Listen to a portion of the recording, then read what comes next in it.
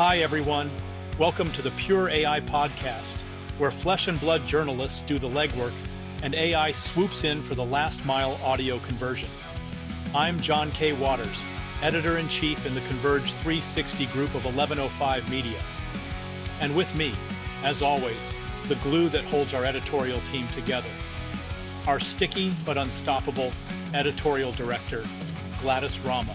Hi, John, and if I'm sticky, it's because you were eating jelly donuts at my workstation again. Sorry about that, but my keyboard was gross. I have no doubt. So, what have you got for us today? The Trump administration dropped a bombshell on Nvidia this week with new export restrictions on their AI chips going to China. I thought there were already restrictions in place. There were, but the government is now requiring Nvidia to get special licenses to ship their H20 processor, the one they specifically designed to comply with previous export rules, to China, Hong Kong, and Macau. And it's not just limited to Chinese buyers. So, this impacts chips they designed specifically to work around previous restrictions? Exactly. Nvidia spent all this time developing these export compliant chips as a workaround. And now the government is saying, nope, those aren't going to work either. The directive apparently states that this restriction will remain in place indefinitely, which is, pretty ominous for Nvidia's strategy in Asia. What's the immediate impact looking like for them? It's not pretty. Nvidia is expecting to take a $5.5 billion charge this quarter alone. That's an enormous hit. And their stock dropped over 6% in after-hours trading when this news broke. The market basically wiped out about $148 billion of Nvidia's value in a matter of hours. Yikes. I'm guessing this has implications beyond just Nvidia, though, right? It does. This is really about the entire AI hardware ecosystem and the growing tensions between the US and China in the tech space. We're talking about fundamental shifts in how AI development might progress globally because of these kinds of decisions. I've got so many questions about what this means for the industry. Yeah, me too. I've been diving into the details since this broke, and there's a lot to unpack about what it means for NVIDIA, for China, for AI innovation, really for everyone involved in this space. Okay, so can you explain exactly what these new export restrictions involve? What's changed from before? Yeah, so basically, the Trump administration has imposed sweeping export controls that specifically target NVIDIA's H20 processor. And it's not just that chip, it's any chip with similar bandwidth capabilities. What does that mean in practice for NVIDIA? In practice, it means NVIDIA now has to obtain a special license from the US government to ship the H20, or anything like it, to China, Hong Kong, and Macau. And the thing is, it's not just about selling directly to Chinese companies. The restrictions apply to any company that has headquarters in China or ownership ties to China. Oh, wow. So even international companies with Chinese connections. Exactly. And the restrictions also extend to entities in what the US government calls D5 countries, countries that have been flagged with national security concerns. And this is all coming directly from the US government, right? Yeah, NVIDIA actually confirmed all this in a filing to the SEC. And what's particularly troubling for them is that they were told this directive would remain in place indefinitely. No end date, no sunset clause, nothing. It's just, this is the new reality they have to deal with. That sounds incredibly disruptive. What was the rationale given for these restrictions? So, the official line from US officials is that they're trying to prevent these advanced American chips from being used in Chinese supercomputers that could have military applications. It's all about national security concerns and maintaining America's technological edge. Which specific countries and entities are affected again? So, as I said, the main targets are China, Hong Kong, and Macau, but the restrictions apply to any company with headquarters or ownership ties to China, even if they're operating elsewhere. And then there are those D5 countries, basically nations that the US has flagged as having national security concerns.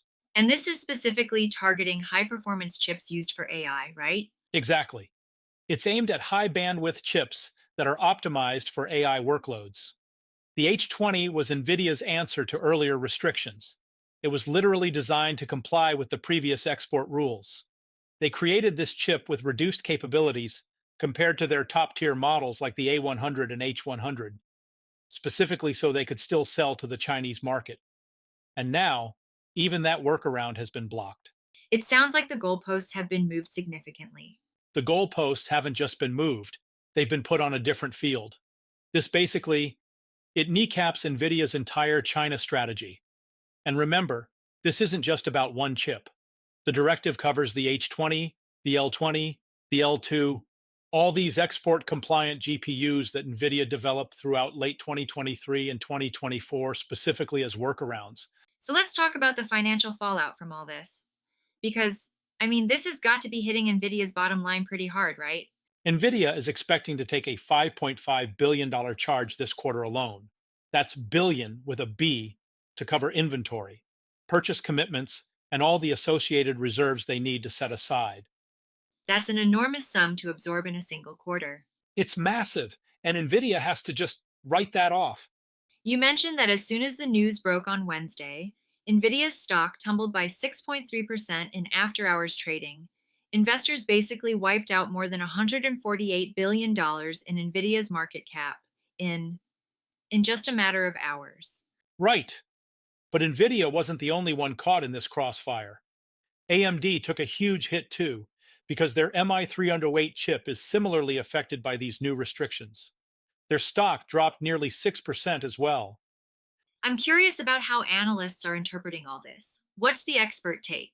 So I saw this quote from Michael Ashley Schulman, who's the chief investment officer at Running Point Capital, and he told Reuters that the U.S. export restrictions on NVIDIA's H20 chips highlight the growing geopolitical uncertainty enveloping the tech and semiconductor sectors, particularly under Trump era style policy reversals. And he went on to say that this unpredictability rattles businesses and investment markets, which is pretty clearly evidenced by NVIDIA's massive sell off and the broader pressure we're seeing across all chip stocks. And this isn't just isolated to the direct manufacturers like NVIDIA and AMD, is it? Not at all. We're seeing AI adjacent chip makers like Broadcom and Micron taking hits between 2.5% and 4.6%. Even ARM, which is this semiconductor design company that licenses its technology rather than manufacturing chips directly, saw its shares drop. The market is basically it's recalibrating for what looks like a new era of semiconductor geopolitics, where Washington has a much heavier hand on the throttle. Do we have any sense of how important the Chinese market has been for NVIDIA specifically? Yeah, so Nvidia made about 13% of its total revenue from China last year. That's actually down from 21% the year before, which suggests they were already feeling the squeeze from earlier restrictions. But we're still talking about billions of dollars that helped bankroll Nvidia's meteoric rise as the hardware backbone of the global AI boom. So even though their China exposure had been decreasing, it's still a significant revenue stream. Absolutely. And the issue isn't just about those direct sales figures or quarterly projections. When you cut off access to a market like China, you're not just hurting margins. You're potentially slowing innovation across the board, and you're definitely deepening this rift between East and West in the race to dominate artificial general intelligence. It's like it's like we're seeing the digital iron curtain come down in real time. You know what I mean? Is there any indication how Chinese tech companies are responding to this? Well, Chinese tech firms are now in this difficult position where they have to either scramble to find alternatives, which honestly don't really exist at the same performance level, or they have to potentially slow down their AI development timelines. And you better believe this is going to accelerate China's push for semiconductor independence. So, John, talk about NVIDIA's strategy for dealing with China before this new restriction. Talk about the workaround. This is a fascinating part of the story. So, after the initial restrictions that prevented them from selling their top tier chips, like the A100 and H100 to China, NVIDIA didn't just give up on that market. They actually developed three specific export compliant GPUs, the H20, the L20, and the L2, specifically designed to comply with those earlier US restrictions. And these were specifically made for the Chinese market? They were basically custom designed to thread this needle, right? These chips were engineered to be just under the threshold of what the previous export controls would flag. The H20, for example, was essentially a slightly handicapped version of their more powerful chips, but still powerful enough to be valuable to Chinese customers. And Nvidia had put a ton of engineering resources into making these chips work within the constraints. So, what happened with this new directive? Well, that's the thing. This new directive from the US government just kneecaps that entire strategy. They spent all this time developing this elaborate workaround, and then the government moved the goalposts. The H20 chip that was supposed to be their China friendly solution, now it needs a license to be shipped to China, Hong Kong, and Macau. And let's be real, these licenses aren't going to be easy to get if they're granted at all. And this directive is permanent? That's what makes this even more brutal. NVIDIA was told that this directive would remain in place indefinitely, not for 6 months, not for a year, indefinitely. So all that R&D work, all those engineering resources, all the supply chain arrangements they made specifically for these China compliant chips, it's essentially worthless now. Their plan is just, it's dead on arrival. That must be devastating for their global strategy. Oh, absolutely. I mean, think about it. NVIDIA positions itself as the hardware backbone of the global AI revolution, right? And now they've been forced to essentially abandon a multi-billion-dollar market. And the timing couldn't be worse. The company had just started shipping these chips to Chinese customers, and now they have to halt everything. How does this change NVIDIA's positioning in the global AI race? It's it's a really complex situation. On one hand, NVIDIA is still the undisputed leader in AI chips for most of the world. Nobody comes close to their performance and software ecosystem. But on the other hand, this creates this vacuum in China that someone's going to fill. Chinese companies like Huawei are already developing their own AI chips, and now they have even more incentive to accelerate those efforts. Do you think this might actually backfire for US interests in the long run? You know what? I think there's a real risk of that. Because when you force a country like China to develop its own technology stack, you're potentially creating a future competitor, right? And you're also fragmenting the global AI landscape. Instead of one set of standards and technologies, we might end up with two parallel systems that don't interact well with each other. And that could slow down global AI progress overall. And what about NVIDIA's relationships with Chinese tech companies? That's a great question. They've been building those relationships for years, and now NVIDIA has to essentially tell these partners, sorry, but our hands are tied. It damages trust. It damages those business relationships. And it's not just about the revenue they're losing now. It's about all the future opportunities and collaborations that won't happen because of this rift. And, some of these Chinese companies are doing innovative work in AI. So NVIDIA is also losing out on that cross pollination of ideas. It sounds like we're witnessing one of those watershed moments where the geopolitics of technology is fundamentally shifting before our eyes. We're watching this technological decoupling happen in real time, and the ripple effects are going to be felt for years, maybe even decades. It's not just about one company or one chip, it's about the future direction of AI development globally. Were other tech companies impacted? Absolutely. There was a ripple effect across the entire sector. AI adjacent chipmakers like Broadcom and Micron saw their shares drop between 2.5% and 4.6%. Even ARM, which is the semiconductor design company that licenses its architecture to pretty much everyone, they took a hit too. The market is clearly recalibrating for what this means for the whole industry. Do you think this reflects a fundamental shift in how the US government views the semiconductor industry? I think it does. We're seeing this transformation where semiconductors, and especially AI chips, are no longer viewed simply as commercial products. They're being treated as strategic national assets, almost like the way we treat defense technology. And that's a shift in mindset. The government is essentially saying, these chips are too important to national security to let them flow freely to potential adversaries. And how is this being perceived internationally? It's clearly deepening this rift between East and West in the global tech ecosystem. China has already been pushing for technological self sufficiency through their Made in China 2025 initiative. But moves like this just accelerate those efforts. And it's not just China. Other countries are watching this and thinking about their own tech sovereignty. There's this growing sense that relying too heavily on US technology might be a strategic vulnerability. So, we're potentially looking at a more fragmented global tech ecosystem. I think so. Instead of the globally integrated tech ecosystem we've been building for decades, we might be heading toward regional tech spheres with limited interoperability.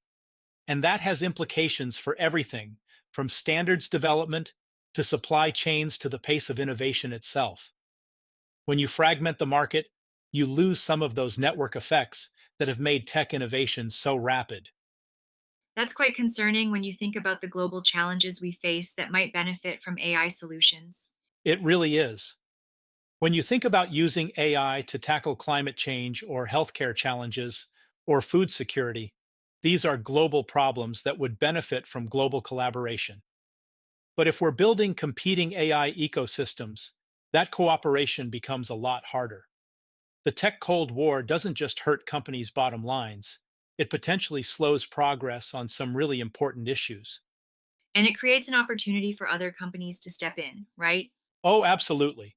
Nature abhors a vacuum, and so does the tech industry. Chinese companies like Huawei have already been developing their own AI chips, and this just accelerates that process.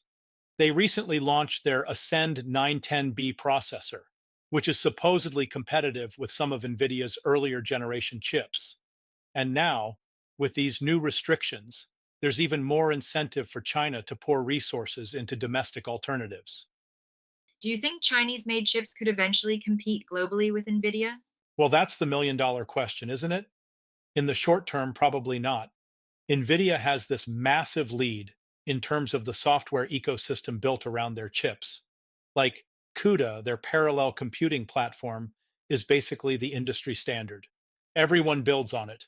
But in the medium to long term, I mean, necessity is the mother of invention, right? China has the talent, the resources, and now the motivation to close that gap much faster than they might have otherwise. Beyond the financials, what does this mean for Nvidia's global strategy? It's forcing a fundamental rethink. For years, Nvidia has positioned itself as a global company that sells to everyone. But now they're having to pivot to a more regionalized approach where different parts of the world get different products, different levels of technology. And that's just a much more complex business model to manage. It requires different supply chains, different product development tracks. It's not just about losing revenue, it's about reshaping how the entire company operates. And this is happening at a critical moment in AI development, right? This is all happening at a moment when generative AI is exploding, and companies around the world are scrambling to build out their AI infrastructure.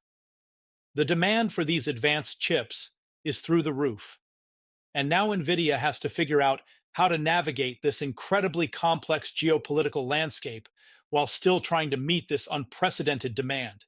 It's like it's like trying to change the engine while the car is going 100 miles an hour.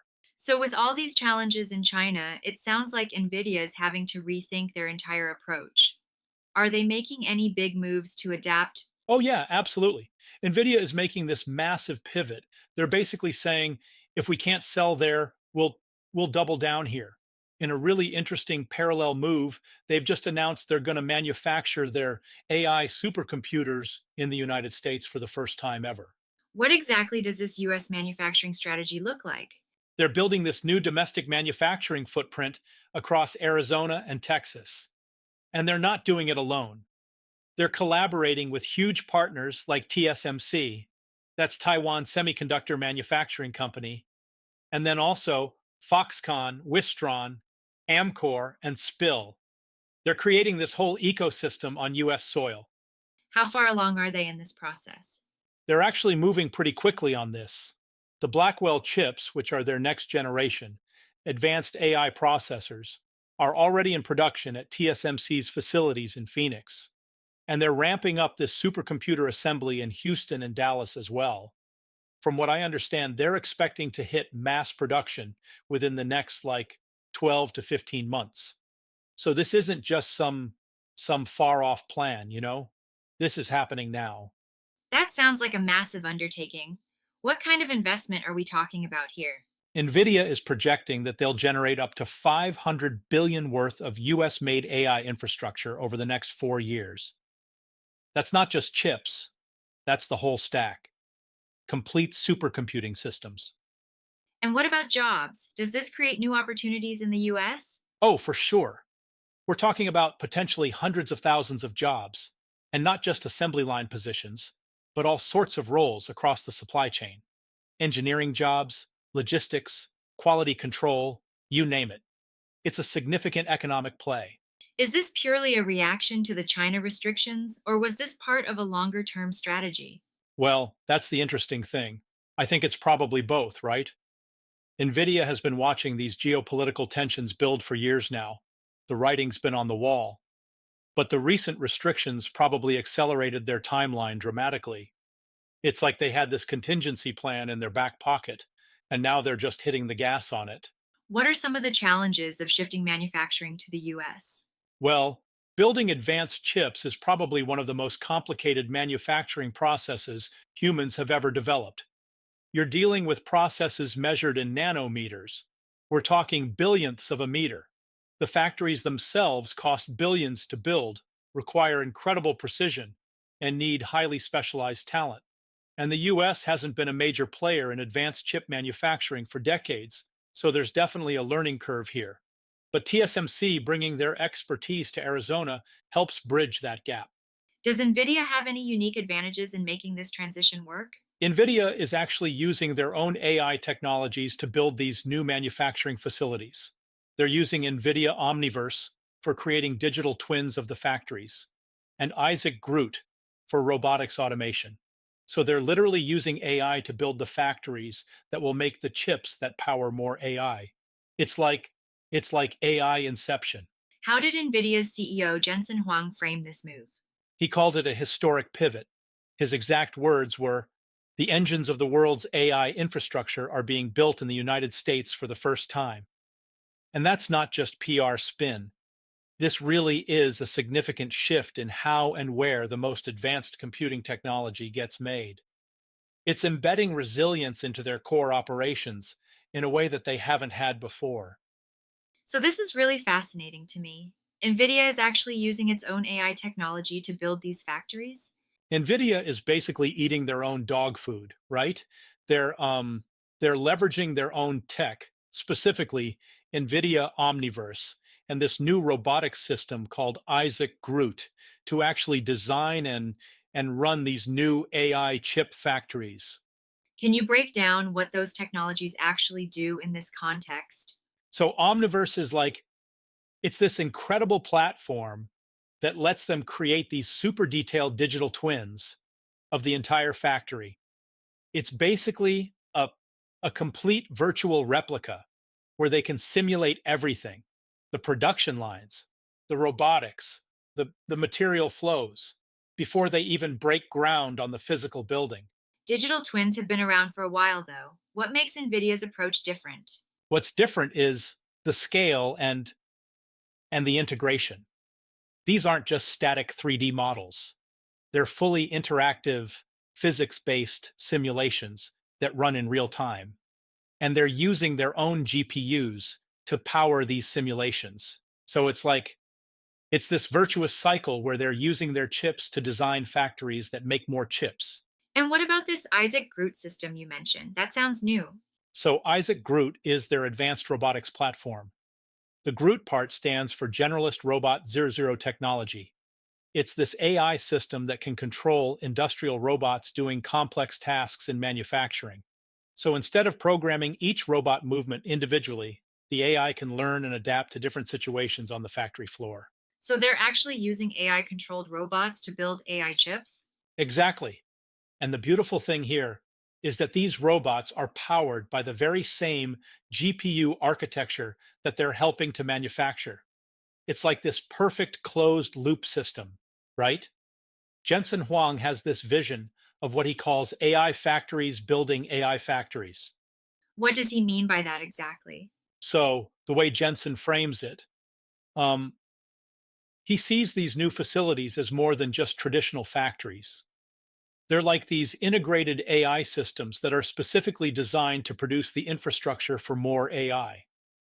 He said in that announcement, "We're creating intelligent manufacturing systems that will continuously improve themselves. So the AI is literally making itself better over time." Does this give Nvidia a competitive advantage over other chip makers? Well, they're the only company that has both cutting edge AI software and the hardware design expertise.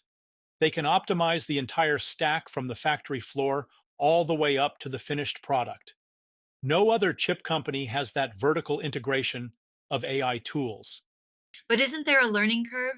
Manufacturing is quite different from designing chips. For sure. And that's why those partnerships with TSMC and Foxconn are so critical. Nvidia isn't trying to become a manufacturing expert overnight. They're bringing in the best manufacturing partners and then supercharging those relationships with their AI tools. It's a really smart hybrid approach that plays to everyone's strengths. How quickly could this approach scale if it proves successful? Once they get these AI systems dialed in, the scaling potential is just enormous. They could potentially replicate these factories much faster than traditional manufacturing because so much of the design and optimization is handled by AI. And each new factory benefits from all the learning that happened in the previous ones. It's exponential growth potential. So, this isn't just about responding to export restrictions, it's potentially a whole new business model. It's turned this geopolitical challenge into this incredible opportunity for innovation. Jensen is basically saying, we're not just going to build chips differently. We're going to reinvent how advanced manufacturing works. And if anyone can pull this off, it's probably Nvidia. Thanks, John. Great reporting on a fascinating development. Thanks, boss. And that's it for this week's Pure AI podcast. Be sure to check out our ongoing coverage of all things AI at pureai.com. And also check out the newest feature on Pure AI, the Converge 360 Elevator Pitch video series, which features snapshot interviews with executives who explain what their companies do to their target customers, how they use AI to solve common business problems, and how to get in touch with them if you want to learn more. Thanks, everyone, and have a great day.